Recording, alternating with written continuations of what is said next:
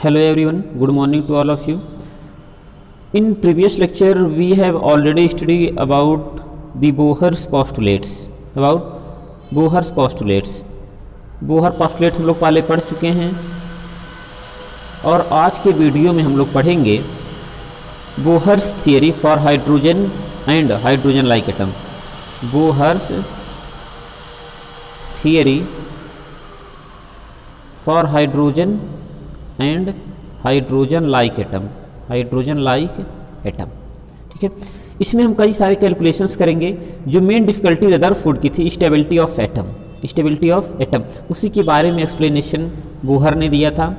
उसमें हम लोग 3 पोस्टुलेट्स पढ़े। इसमें बोहर पोस्टुलेट्स में उनके जो 3 पोस्टुलेट्स थे वो ये थे, फर्स्ट कि वो एक फिक्स ऑर्बिट में इलेक्ट्रॉन रिवॉल्व करते हैं अराउंड द न्यूक्लियस, जिन्हें हम स्टेशनरी ऑर्बिट करते हैं।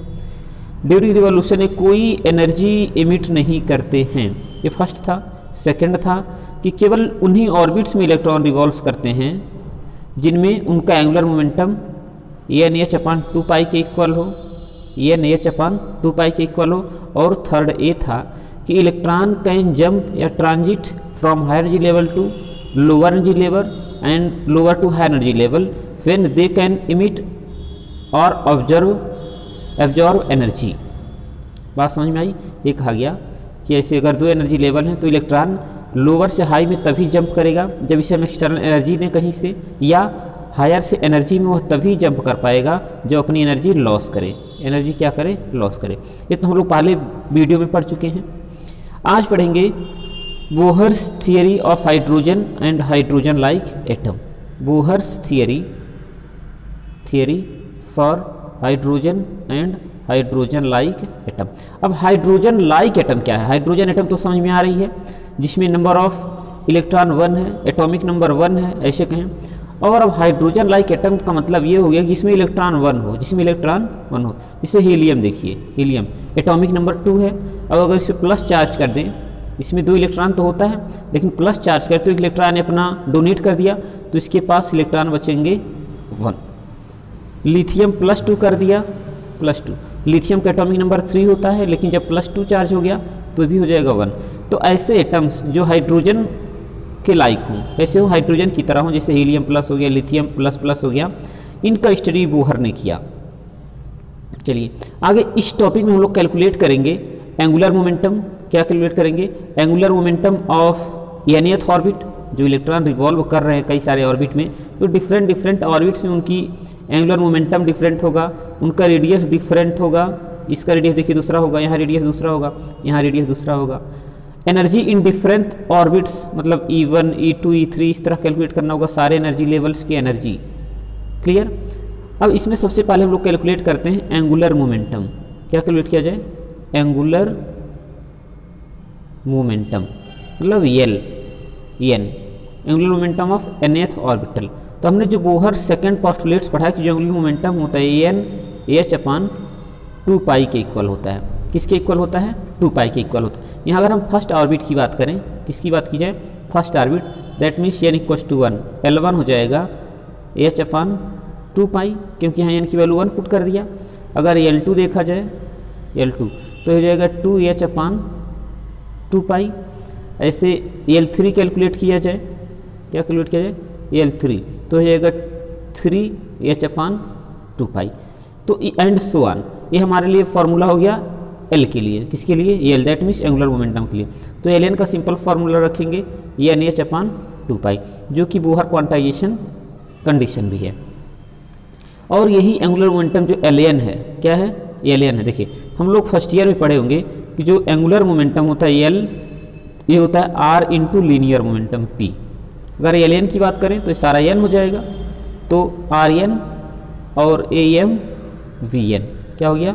Mvn। ऐसे भी लिखा जा सकता है अगर हमारे पास R की वैल्यू नोन है और V की वैल्यू नोन है तो। यही यहाँ पर क्या होता है? NH/2 पाई के इक्वल होता है। तो पहले से हम लोग फार्मूला पढ़े हैं, ये आज बोहर एटॉमिक मॉडल में आ गया कि NH/2 पाई के इक्वल होता है। चलिए इसके बाद हम लोग कैलकुलेट करेंगे रेडियस। क्या कैलकुलेट करेंगे? रेडियस। तो रेडियस यहाँ देखिए, रदरफोर्ड ने ये नहीं समझा पाया कि इलेक्ट्रॉन कैसे रिवॉल्व करते रहते हैं। क्लियर? उन्होंने बताया कि ऐसे रिवॉल्व करते रहें जिससे कि एनर्जी लॉस होगी और लास्ट में क्या हो जाएगा, न्यूक्लियस में फॉल हो जाएगा, एटम डिस्ट्रॉय हो जाएगा। ये तो रदरफोर्ड के अकॉर्डिंग था, लेकिन उन्होंने बताया कि ड्यूरिंग रेडिएशन, ड्यूरिंग रिवॉल्यूशन ये कोई रेडिएशन इमिट नहीं करता है। तो आखिर इसको एनर्जी मिली कहाँ से, रोटेशन करने के लिए एनर्जी मिली कहाँ से। अब देखिए, अगर इस सर्कुलर पाथ पर रोटेशन कर रहे हैं, कहाँ पर, सर्कुलर पाथ पर रोटेशन कर रहे हैं, तो यहाँ पर एक सेंट्रीपेटल फोर्स एक्ट होगा। क्या होगा, सेंट्रीपेटल फोर्स एक्ट होगा, जिसका डायरेक्शन क्या होगा, towards the centre, towards the centre. और ये सेंट्रीपेटल फोर्स मिला कहाँ से इलेक्ट्रॉन को, ये जो इलेक्ट्रॉन मूव कर रहे हैं अराउंड द न्यूक्लियस, इस पर सेंट्रीपेटल फोर्स अप्लाई होगा क्योंकि सर्कुलर मोशन है, जिसका डायरेक्शन होगा टुवर्ड्स द सेंटर। लेकिन ये फोर्स मिला कहाँ से, ये फोर्स इसको इलेक्ट्रोस्टैटिक अट्रैक्शन फोर्स से मिलेगा, electrostatic attraction force, attraction force between, किसके बिटवीन, यहाँ देखिए न्यूक्लियस के राउंडिंग है, तो nucleus and electron opposite nature के हैं चार्ज, न्यूक्लियस पर पॉजिटिव चार्ज है, निगेटिव, इनके बीच अट्रैक्शन फोर्स होगा। दैट मीन जो इलेक्ट्रोस्टैटिक फोर्स होगा यही सेंट्रीपेटल फोर्स प्रोवाइड कर रहा है for the revolution of electron around the nucleus. बात समझ में आ गई। तो जो सेंट्रीपेटल फोर्स होता है, हम लोग पहले से पढ़े हैं कि यहाँ से क्या हो जाएगा, सेंट्रीपेटल फोर्स यही इलेक्ट्रोस्टैटिक फोर्स के इक्वल हो जाएगा, क्योंकि यही फोर्स उसको सेंट्रीपेटल फोर्स प्रोवाइड करा रहा है। और ये जो सेंट्रीपेटल फोर्स है ये होता क्या है, mv²/r। अगर हम लोग nth ऑर्बिटल की बात करें तो यहाँ n कर देंगे, vn कर देंगे, मतलब velocity of nth orbital electron. और जो Fe होता है बाई कूलॉम्स लॉ, ये हम पढ़े 1/4πε0 q1 q2/rn²। ठीक है, तो एक rn से एक rn यहाँ कैंसिल हो जाएगा, क्लियर। और यहाँ जो q1 है, q1 means first charge,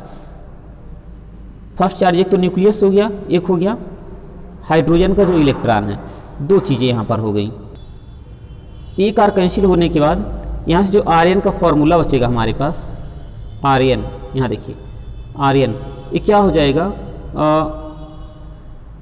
q1 q2/4πε0 और mvn², ये हमारे पास फार्मूला आ गया Rn के लिए।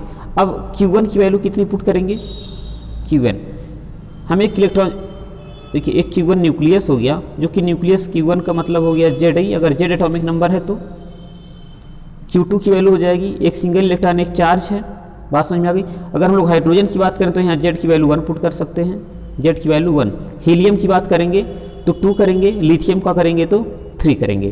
तो q1 एक तो न्यूक्लियस हो गया और दूसरा जो इलेक्ट्रॉन है रिवॉल्व कर रहा है सिंगल, तो q1 ए हो गया, q2 ए हो गया। यहाँ से जब q1 q2 की वैल्यू पुट करेंगे हम लोग तो R1 आ जाएगा, Rn इक्वल्स टू, यहाँ देखिए Zi × E/4πε0 और mvn²। बात समझ में आ गई। ये तो यहाँ से हो गया। अब अगर vn की वैल्यू पुट की जाए, किसकी वैल्यू पुट की जाए, vn की, तो जो Rn आया है हमारे पास Zi/4πε0 और mvn²। अब इस vn की वैल्यू यहाँ पुट करें तो रेडियस ऑफ nth ऑर्बिटल आ जाएगी, रेडियस ऑफ nth ऑर्बिटल। अब यहाँ देखिए हमने पढ़ा अभी फर्स्ट जो एंगुलर मोमेंटम कैलकुलेट किए हैं, वहाँ से हम ये जानते हैं कि जो एंगुलर मोमेंटम है Ln, यही है NH/2π के इक्वल, किसके इक्वल, NH/2π के इक्वल। और यही एंगुलर मोमेंटम हम पहले से जानते हैं कि होता है mvn/rn। तो यहाँ से vn की वैल्यू यहाँ पुट की जा सकती है, इस vn की वैल्यू यहाँ पे देखिए, तो यहाँ से vn की वैल्यू क्या हो जाएगी, vn इक्वल्स टू NH/2πm/rn। ये वैल्यू अगर हम Rn के इक्वेशन में यहाँ पुट करें, इस इक्वेशन में यहाँ पर, तो और फिर ओवरऑल सॉल्व करें, हम लोग क्या करें, ओवरऑल सॉल्व करें, तो यहाँ जो Rn की वैल्यू आ जाएगी, ये वैल्यू आ जाएगा हम लोग के पास ε0 n²h²/4πmze²। क्लियर है। Rn की वैल्यू क्या आ जाएगी, ε0 n²h²/4πmze²। यहाँ से क्या पता चल रहा है कि जो Rn है क्या है, रेडियस है ऑफ nth ऑर्बिटल, ये डायरेक्टली प्रोपोर्शनल है एन स्क्वायर के और इन्वर्सली प्रोपोर्शनल है जेड के। यहाँ देखिए जेड आया है, यहाँ पर एन आया। एच प्लैंक कांस्टेंट है, इसकी वैल्यू पुट कर दें, एप्सिलॉन नॉट वैल्यू पुट कर दें, पाई की वैल्यू पुट कर दें, और जेड अगर हाइड्रोजन की बात करते हैं तो 1 हो जाएगा, उसको छोड़ते इलेक्ट्रॉन की वैल्यू पुट कर दें, एम की value of electron, mass of electron put कर दें, तो ये आता है 0.53 एंगस्ट्रॉम, 0.53 एंगस्ट्रॉम। तो ये हो गया रेडियस के लिए फॉर्मूला, ठीक है। इसके प्रोपोर्शनल होगा, या ऐसे कहें कि जो आर एन की वैल्यू होती है ये 0.53 एंगस्ट्रॉम बाद में लिखेंगे, n square upon z angstrom. ये वैल्यू लर्न रखना है आर एन के लिए, ठीक है। अगर हाइड्रोजन के लिए है तो यहाँ जेड की वैल्यू 1 पुट करेंगे, हीलियम के लिए है तो 2 करेंगे, लिथियम के लिए है तो 3 करेंगे। और एन किस ऑर्बिट की बात की जा रही है, फर्स्ट ऑर्बिट, सेकेंड ऑर्बिट या थर्ड ऑर्बिट। तो ये तो हो गया रेडियस के लिए, इसके हाइड्रोजन या हाइड्रोजन लाइक एटम के लिए, क्लियर। इसके बाद हम लोगों को पढ़ना होता है वेलोसिटी। क्या पढ़ना है? Velocity of nth orbital, velocity of nth orbital.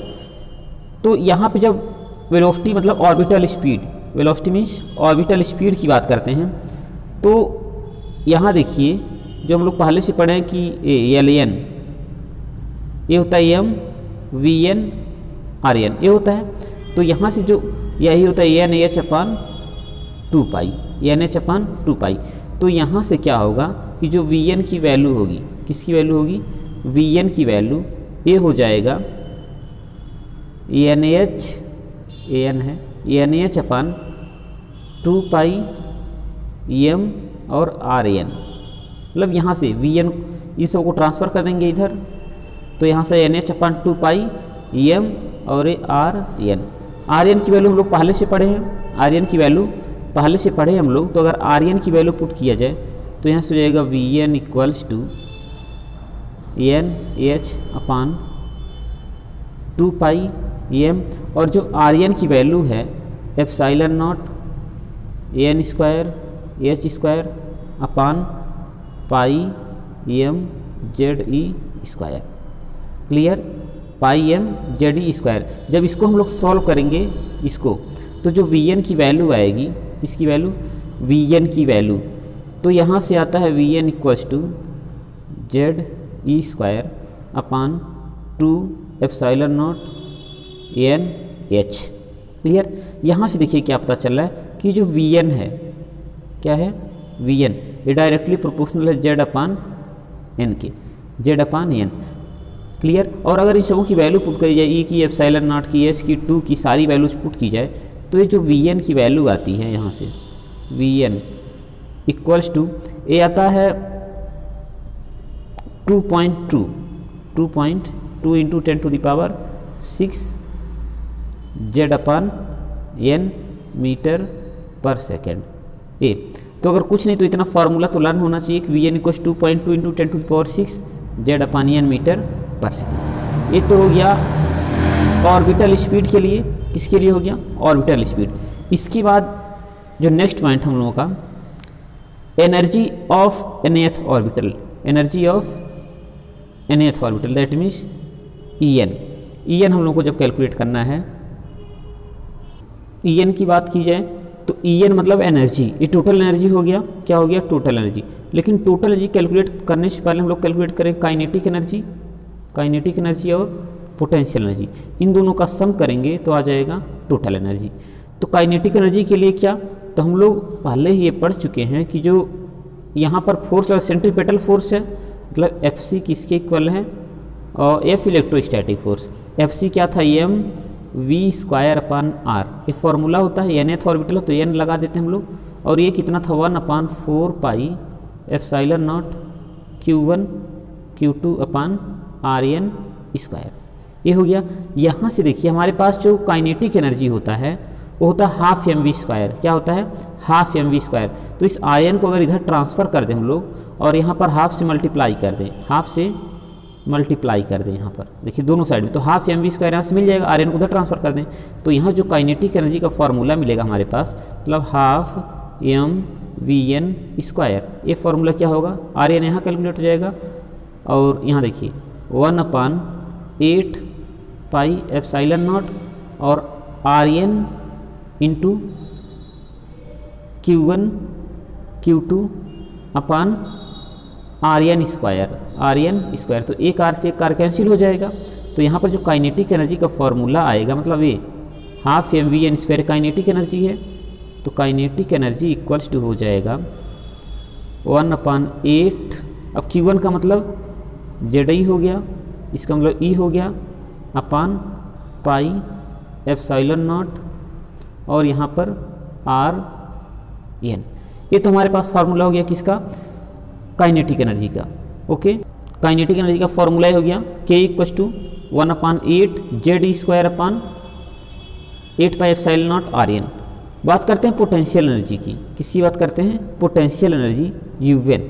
हमारे पास UN के लिए फॉर्मूला होता है 1/4 pi epsilon naught Q1 Q2 upon RN, ये होता है। ठीक है, अब यहाँ से देखिए Q1 की वैल्यू हो जाएगी ZE जो कि न्यूक्लियस है और इसके लिए इलेक्ट्रॉन है तो -4 है, तो माइनस यहाँ पुट कर देंगे। और जब यहाँ से सॉल्व करेंगे UN की वैल्यू UN, ये हो जाएगा 1/4 पाई एप्सिलॉन नॉट और ये ZE स्क्वायर यहाँ माइनस आ जाएगा अपान RN। क्लियर है। वहाँ देखिए EN में क्या था, ये माइनस साइन नहीं आया था और यहाँ पर 8 आया था। कितना आया था, 8 आया था।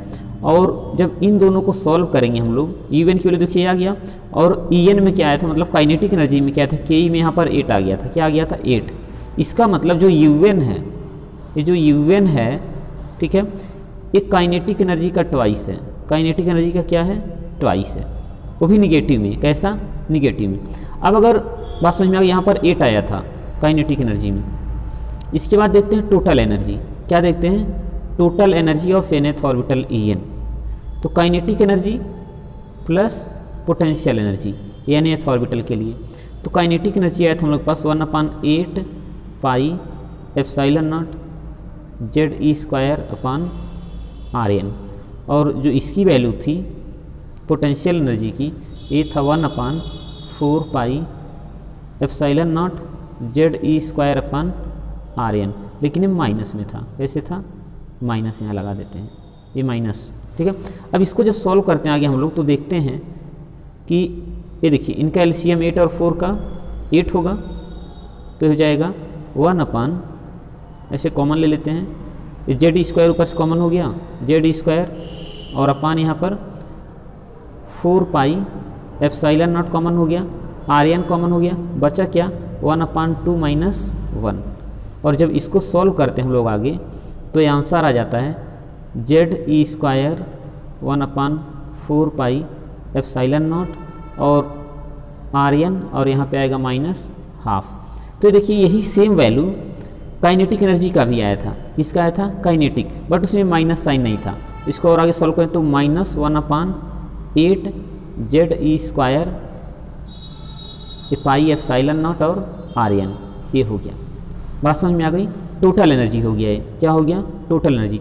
तो यहाँ से पता चल रहा है कि जो इनका रिलेशन है, बात समझ पा रहे हैं आप लोग, और जो काइनेटिक एनर्जी है, kinetic energy, potential energy and total energy, इनका अगर रेशियो लिया जाए, क्या लिया जाए, रेशियो लिया जाए, तो अगर ये 1 था, ये -1 था, ये इसका क्या था, ट्वाइस था, ऐसे समझा जाए, ये -2, ये इनका रेशियो था।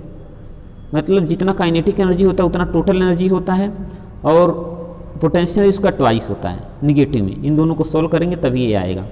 क्लियर है। अब यहाँ से देखा हमने इक्वेशन में जो E आया, ए देखिए Z और ये तो इनका रिलेशन हो गया।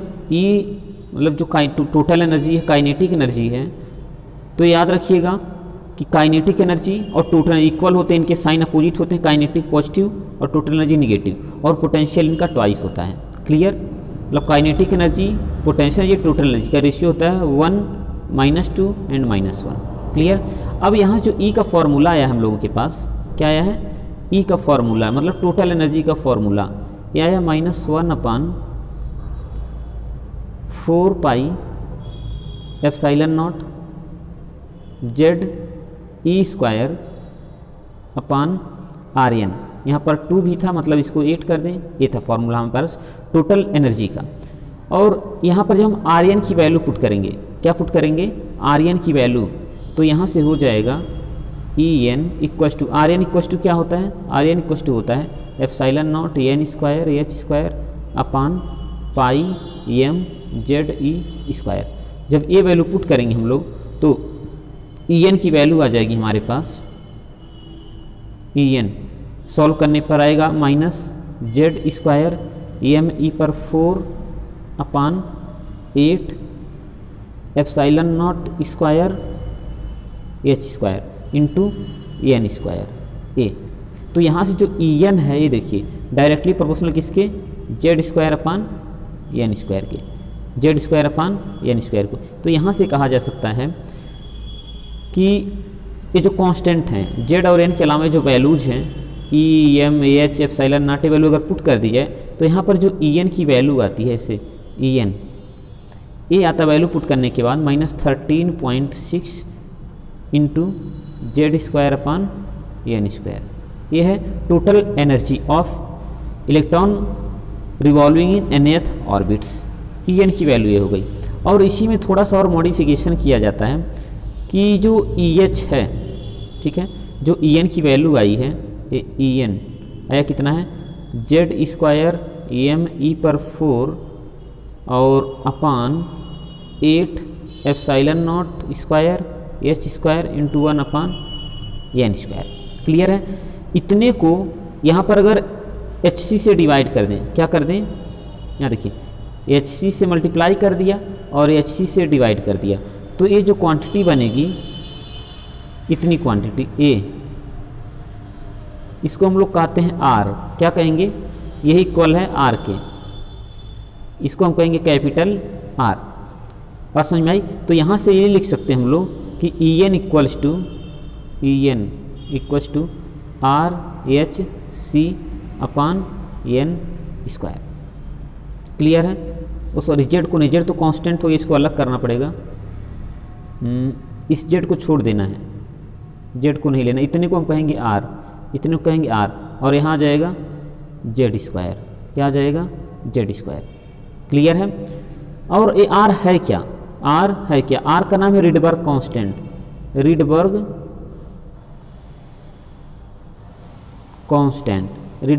कांस्टेंट, जिसकी वैल्यू होती है 1.097 इंटू 10⁻7 यूनिट होता है इसका पर मीटर, यूनिट क्या होता है, पर मीटर।